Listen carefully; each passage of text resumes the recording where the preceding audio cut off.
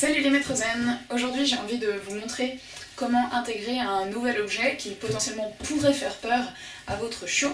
Donc on va partir du principe qu'il n'a pas encore peur, mais qu'il pourrait avoir peur. Et pour faire en sorte qu'on soit sûr qu'il n'a pas peur, on va faire de l'habituation, c'est-à-dire qu'on va y aller progressivement. Donc aujourd'hui je vais vous montrer avec l'aspirateur, mais ça pourrait être autre chose, le mixeur ou des choses un peu bizarres. Et puis je vais déjà vous dire le travail que j'ai déjà fait au préalable avant de vous montrer où est-ce que j'en suis maintenant. Et la logique sera la même pour tout type d'objet. Donc déjà c'est important de commencer à un moment où le chien il n'est pas trop excité, il n'a pas trop envie de dormir et où il n'est pas non plus super fatigué, enfin pas trop excité, envie de jouer et pas non plus super fatigué et pas en train de faire la sieste et de s'endormir parce que sinon ça, voilà, il pourrait ne pas se rendre compte ou ça va le réveiller, donc c'est pas très sympa non plus. Donc là elle est relativement calme, donc c'est un bon moment. Et puis les étapes que j'ai déjà fait, c'est que j'ai déjà passé une fois l'aspirateur quand elle était dehors avec la porte de l'appartement ouverte, donc elle voyait pas, mais elle entendait au loin les bruits, mais vraiment au loin, puis elle était en train de jouer dehors. Donc ça c'était déjà une étape. Une autre étape que j'ai fait, c'est que j'ai laissé l'aspirateur traîner au milieu du salon pendant un moment, pendant une journée, pour qu'elle s'habitue à voilà, cet objet-là, qu'elle voie un peu le manche, le truc, qu'elle puisse le renifler si elle a envie, puis que ça fasse juste partie du décor. Ensuite, les prochaines étapes, c'est lui apprendre qu'il peut y avoir des objets qui bougent. Donc il y a certains chiens qui peuvent en avoir peur. Elle, au début, elle avait un petit peu, pas peur, mais elle se méfiait un petit peu quand il y avait des trucs qui bougeaient au sol. Puis d'autres chiens, ça peut les exciter, puis ils vont se ruer sur le balai, typiquement. Donc là, il va s'agir de commencer à l'habituer à voir des objets qui bougent. Et puis ce qui est important, c'est de faire ça dans un moment où elle n'est pas coincée dans un coin, qu'elle n'est pas attachée, et de se mettre plus ou moins loin pour qu'elle puisse avoir la possibilité de s'enfuir et d'aller plus loin si elle le souhaite. Donc il ne faut pas qu'elle soit déjà le plus loin possible et qu'elle ne puisse pas se reculer si la situation est trop stressante pour elle. Donc là je suis à peu près au milieu, elle est vers moi, mais potentiellement si elle veut, elle peut aller plus loin. Donc je vais déjà passer un petit peu la balayette pour... voilà. On voit déjà qu'elle réagit pour l'habituer au fait qu'il y ait des choses qui bougent par terre. Je ne vais pas aller dans sa direction, je vais même plutôt avoir tendance à m'éloigner qu'à m'approcher d'elle pour qu'elle puisse s'habituer à ça. Donc ça c'est quelque chose, c'est un exercice qu'on a déjà fait, hein. C'est pas la première fois que je le fais. Ensuite je vais faire pareil avec le balai, donc c'est aussi un petit peu impressionnant parce qu'il y a un manche.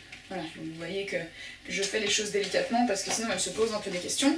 Puis si elle veut venir renifler, ben, elle peut, mais je vais faire attention à ne pas bouger à ce moment-là. Et sinon, si elle se met un peu à distance, je la laisse observer, mais moi je m'éloigne. Je ne vais pas vers elle, je vais toujours un petit peu m'éloigner.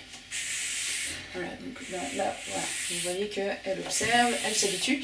Et en fait, c'est vraiment elle qui gère la distance avec laquelle elle est confortable. Donc je ne lui impose pas de distance, je ne vais pas venir de plus en plus près. Voilà, donc là elle se pose, elle ronge, etc. Donc c'est que c'est bon, c'est plus un stress pour elle. C'était pas un stress total pour elle, hein, mais elle se posait un petit peu des questions au début. Donc voilà, on voit qu'on a déjà fait un petit peu cet exercice. Ensuite, la prochaine étape, ça va être de commencer à allumer l'aspirateur. Donc pareil, on va commencer avec l'aspirateur assez loin. Et puis on va bien mettre le son au minimum. Donc là, je vais l'écarter pour qu'il ne soit pas juste à côté d'elle. Je vais le mettre par là. Et puis on met le son au minimum et puis au début on va vraiment juste allumer éteindre.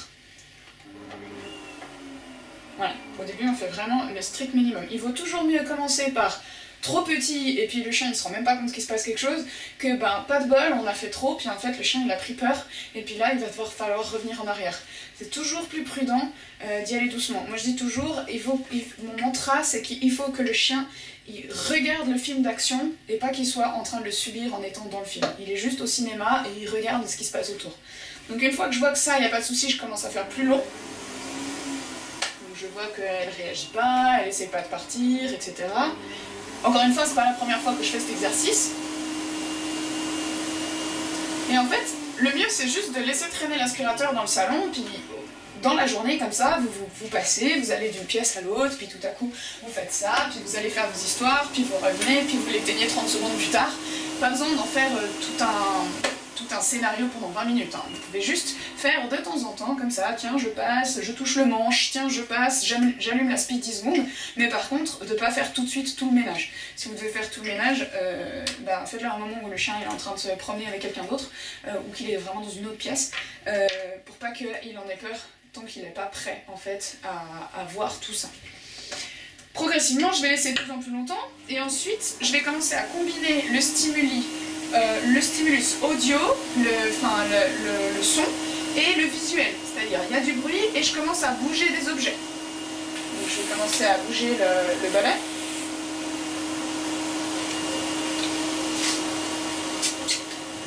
C'est bon, tu vois que je fais des choses? Ouais. Puis je peux aussi récompenser de temps en temps, si jamais, pour faire une association positive, ça coûte rien. Voilà, donc je vois que maintenant je peux bouger quelque chose et il y a le son de l'aspirateur au minimum. Et voilà, elle regarde sans autre. Je fais attention à ce qu'elle ne se sente pas coincée dans le coin et qu'elle puisse partir si elle le souhaite. Et ensuite je vais commencer à bouger le manche de l'aspirateur, donc lui fait un petit peu plus de bruit que le balai.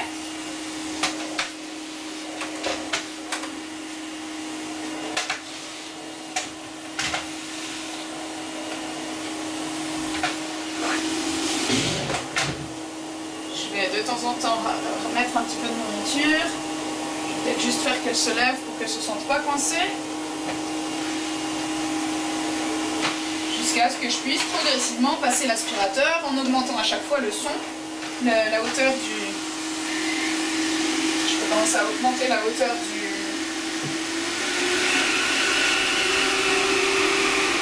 Voilà.